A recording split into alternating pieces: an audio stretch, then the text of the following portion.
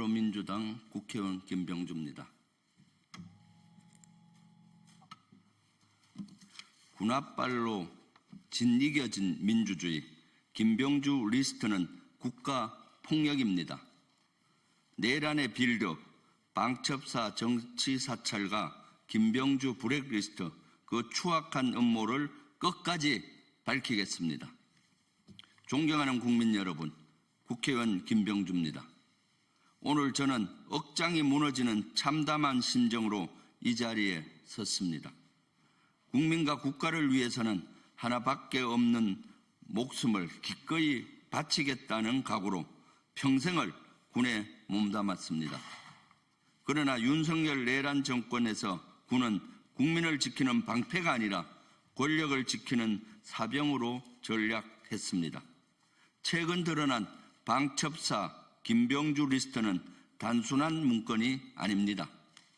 헌정 질서를 군합발로 짓밟았던 군부 독재의 망령이 2026년 오늘 다시 살아난 증거입니다.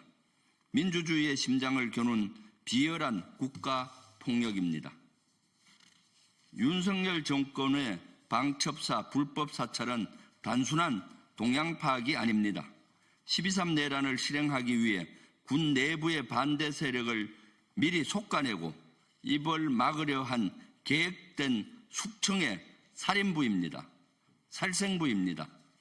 그 살생부, 이른바 김병주 리스트, 그 실체를 오늘 직접 확인했습니다. 판넬에서 보듯이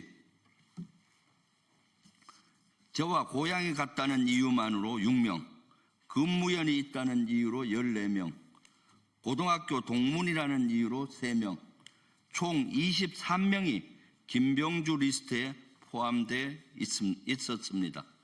이 블랙리스트는 제가 계엄 가능성을 최초로 공개 경고한 2024년 8월 15일부터 19일 사이에 작성된 것으로 추정됩니다. 당시 여인영 방첩사령관의 지시로 방첩사 신원보안실과 비서실이 협업해 작성한 것으로 파악됐습니다. 명단에 있는 23명 가운데는 제가 전혀 알지 못하는 인원도 있습니다. 그런데 방첩사는 저 김병주가 이들에게 수시로 연락했으며 영향력을 행사했고 조력자 역할까지 했다고 평가했습니다.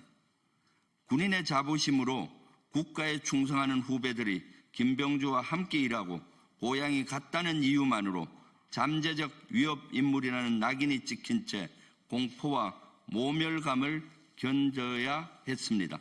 선배로서 피해를 당한 후배와 전우들의 찢어진 명예 앞에 차마 고개를 들 수 없습니다. 특히 블랙리스트에 있는 당시 김봉수 중장입니다. 그 당시 김봉수 중장은 합참차장이었습니다. 김봉수 합참차장은 부임 넉 달 만인 12월 3일 내란 일주일 전 교육사령관으로 갑자기 자천됐습니다. 내란 잔당들은 이 자리에 김용련과 가까운 인사를 앉혔고 그 인사는 12월 3일 계엄 당시 계엄사령부 부사령관의 임무를 받았습니다.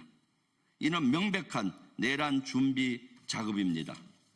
내란 빌드업을 위해 저 김병주와 관련된 이들을 철저히 배제하고 친위 세력들을 조직한 것입니다.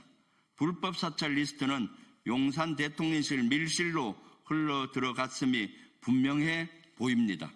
여인영의 배후에는 누가 지시했습니까? 누가 묵인했습니까? 군의 자긍심을 먹잇감으로 삼아 권력을 연장하려 한 배후 세력은 과연 누구입니까? 박정희의 보안사, 전두환의 기무사, 그리고 이제 윤석열 정권의 방첩사까지 우리는 역사의 태형을 목격하고 있습니다. 특검에 강력히 촉구합니다. 김병주 리스트를 포함한 사찰 문건 전체를 국민 앞에 공개하십시오. 여인영을 비롯해 이 문건을 보고받고 실행에 옮긴 지휘보고 라인을 끝까지 추적해 처벌하십시오. 용산 대통령실에 누가 내란과 사찰을 기획하고 악용했는지 명명백백히 밝히십시오. 존경하는 국민 여러분, 저 김병주 물러서지 않겠습니다.